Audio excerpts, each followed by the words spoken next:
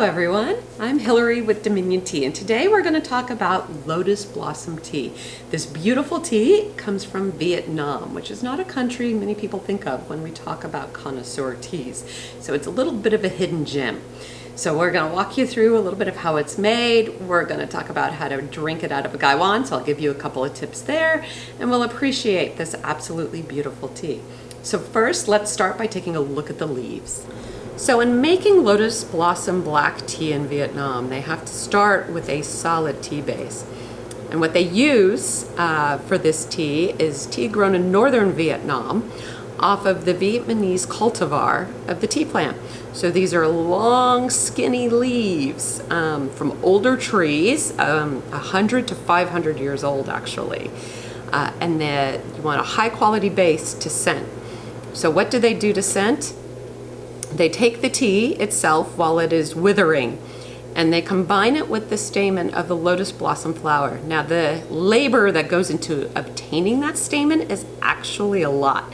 They wait until to pluck the flower between 4 and 5 a.m. where it is at the height of its scent. They take a small spoon inside of the flower, they wait for it to open, and they remove the stamen, and they work very carefully not to include the pollen, because the pollen can be bitter and affect how the tea ultimately picks up the scent. So they mix the stamen with the leaves, and they allow it to sit together for almost 48 hours before they go through and start the drying process, and allow the tea to return to almost 3% moisture. At that point, they will filter out the stamen. But the beautiful part about these leaves that you can see is they take it through a twisting process after the scenting as well.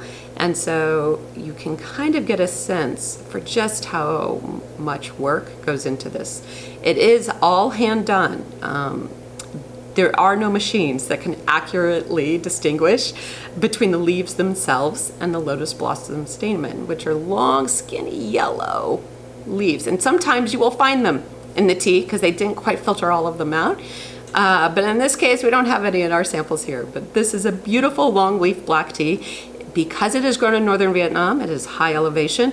This is going to be smoother, slightly sweeter than your typical black teas, and a very kind of complex woody flavor underneath what will be that lotus blossom scent, which is unique all by itself. So let's go drink some tea.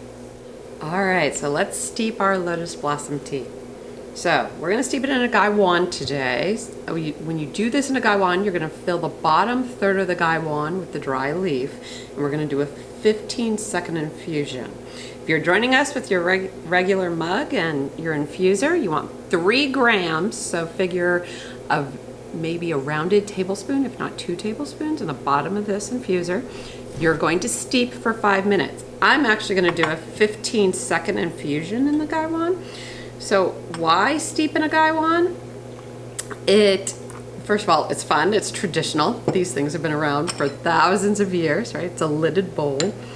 What it gets you though is a little bit more of the tea particulate, which absolutely assists with mouthfeel, and it gives you a slightly more intense flavor. There's nothing wrong with a modern day infuser. It's much more convenient.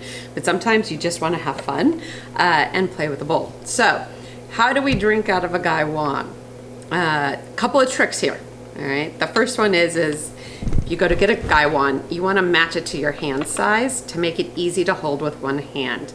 There are much larger gaiwans than what I have here, but I've had this one for a long time and I'm comfortable drinking out of it. The trick to drinking out of a gaiwan is you're going to tilt the lid to make a small opening. It'll be big enough to get the liquid out, but to leave the teas in and the tea leaves in. Now you will periodically get a tea leaf through. This is where you learn how to strain with your teeth. Not a big deal.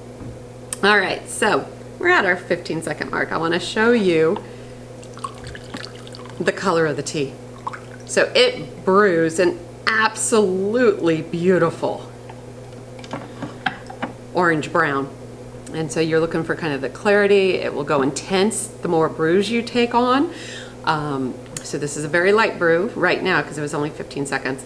And it will start to go to a reddish orange. It's absolutely spectacular on the clarity on that. So the other thing you can do, let me show you this, is along with pouring into that bowl, You could always steep in your gaiwan and pour into a regular mug. There's absolutely nothing wrong with that.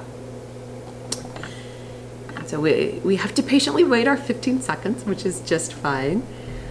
So a couple of hand-holding advice. Thumb goes at the top, fingers underneath to balance when you go to drink or to even pour. Don't be afraid your first couple of times to use 2 fingers if you're not feeling very comfortable. I often do with the gaiwan. I don't drink out of routinely, at least for the first time I'm going to sip.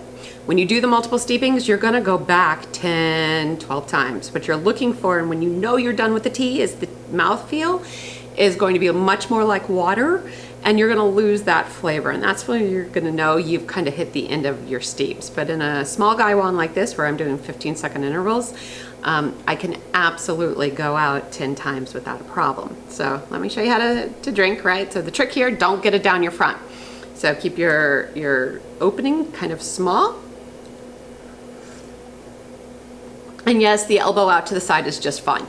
So we can pour this off so it doesn't oversteep. Enjoy playing with your gaiwan and with this tea in general. It is absolutely beautiful. Feel free to leave us any comments in the videos, and don't forget to subscribe to the channel.